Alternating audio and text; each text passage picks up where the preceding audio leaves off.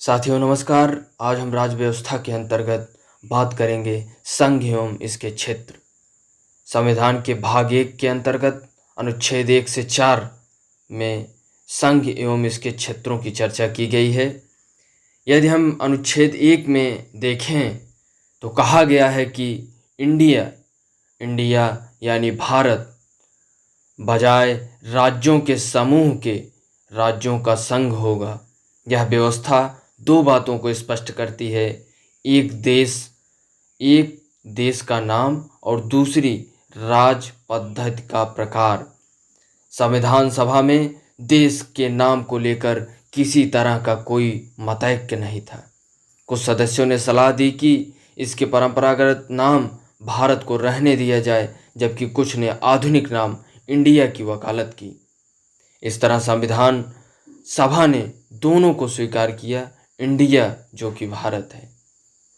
दूसरा, देश को संघ बताया गया।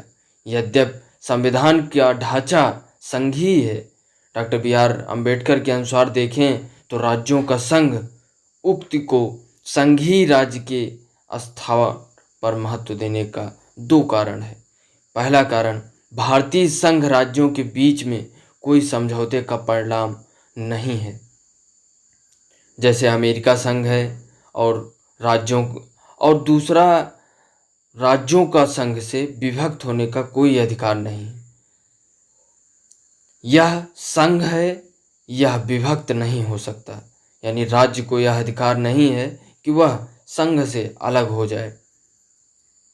पूरा देश एक है जो विभिन्न राज्यों में प्रशासनिक सुविधाओं के लिए बटा हुआ है, यानी अलग अलग राज्य के रूप में बटा हुआ है, लेकिन किसी भी राज्य को अधिकार नहीं है कि वो अपने संघ से अलग हो जाए।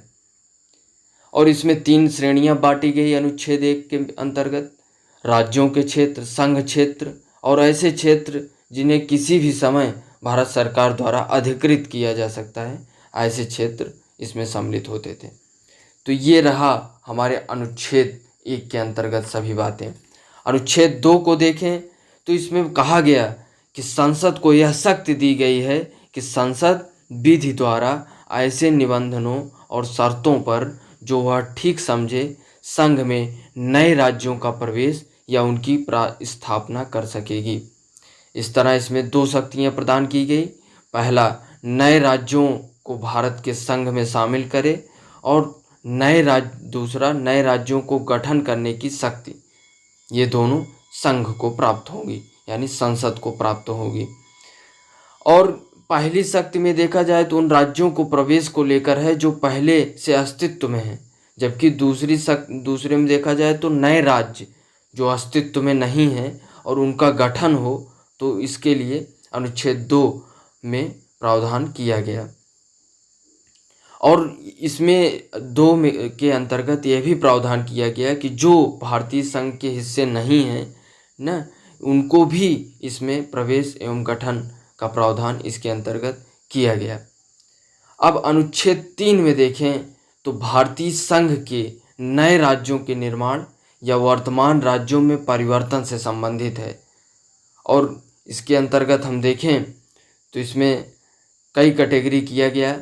किसी राज्य में उसका राज्य क्षेत्र अलग करके, किसी राज्य में से उसका राज्य क्षेत्र अलग करके, अथवा 2 या अधिक राज्यों को या राज्यों के भागों को मिलाकर, अथवा किसी राज्य क्षेत्र को किसी राज्य के भाग के साथ मिलाकर नए राज्य का निर्माण कर सकेगी।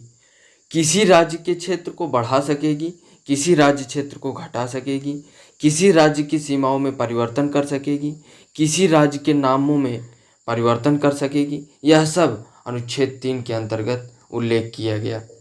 और इसके परिवर्तन से संबंधित कोई भी अध्यादेश राष्ट्रपति के पूर्व मंजूरी के बाद ही संसद में पेश किया जा सकेगा।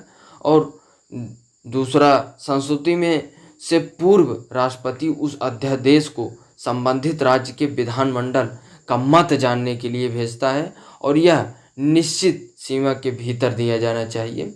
और कोई भी मत आए, लेकिन उसके लिए संसद बाध्य नहीं रहेगी राज्य के मत का, लेकिन राष्ट्रपति पूछ सकता है। तो यह रहा हमारा अनुच्छेद 3।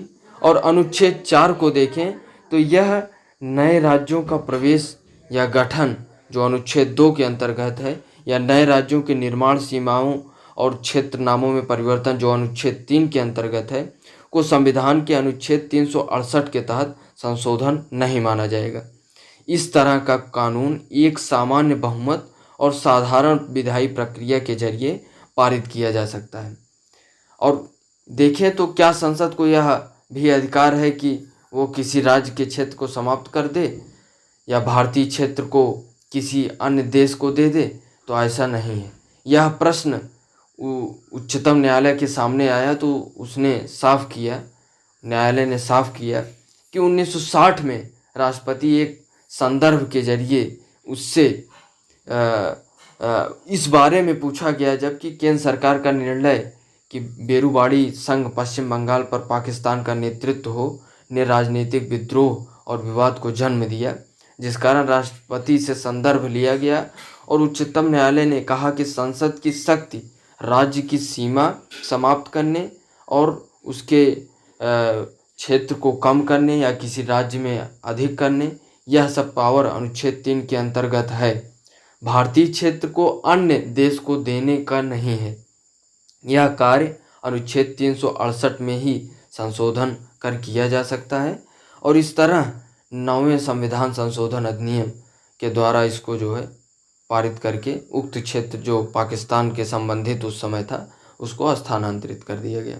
तो यह रहा अनुच्छेद 1, 2, 3 और 4 के बारे में, जिसके अंतर्गत हमने यह जानने का प्रयास किया कि संघ एवं उसके राज्य क्षेत्र में क्या क्या बातें कही गई हैं। धन्यवाद। जय हिंद।